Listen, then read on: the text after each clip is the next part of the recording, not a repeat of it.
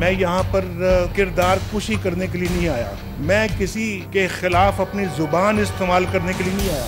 मेरे दिल में भी बहुत सी बातें हैं, सब्र और तहम्मुल से काम लिया। वज़ीर-ए-आज़म नवाज शरीफ ने मुल्क गिर तूफानी दौरों का आगाज कर दिया। दौरे के आगाज पर वज़ीर-ए-आज़म कोटली सतियां पहुंचे, जहां जलसा-ए-आम से खिताब में वज़ीर-ए-आज़म ने वादों और दावों के ढेर लगा दिए। लोड शेडिंग और दहशतगर्दी में कमी का दावा किया। एक तरफ दावा किया कि वो किसी के खिलाफ बात करना नहीं चाहते, मगर धरनों की सियासत पर खुलकर तनकीद की। हमारी जो सियासत है गुर्बत के खात्मे की सियासत है। हम जो है वो धरनों की सियासत नहीं करते, हम पाकिस्तान की तबाही की सियासत नहीं करते, हम झूठ बोलने की सियासत नहीं करते।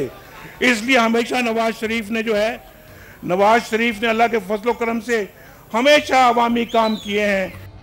नवाज शरीफ ने कराची का जिक्र भी किया। उनका कहना था कि 3 साल पहले और आज के कराची में जमीन आसमान का फर्क आ चुका है। जहां पहले दहशत का राज था, अब वहां रोशनियां जगमगाती हैं। कराची की सूरत हाल देखें, कराची 3 साल की टीवी की फिल्में देखें, क्या हालात थे, और आज की देखें तो क्या हालात हैं। कराची के अंदर दोबारा एक्टिविटी शुरू हो चुकी है। कराची के अंदर दोबारा बिजनेस जो है वो उस बिजनेस का मरकज बनता जा रहा है। वज़ीर-ए-आज़म ने अवामी इज्तिमा से खिताब में मीरपुर से मुजफ्फराबाद तक मोटरवे बनाने और कोटली सतियां के इलाके की तमाम बड़ी सड़कों की फौरी मरम्मत कराने का ऐलान किया। खिताब के इख्तिताम पर वज़ीर-ए-आज़म नवाज शरीफ ने नारे भी लगवाए।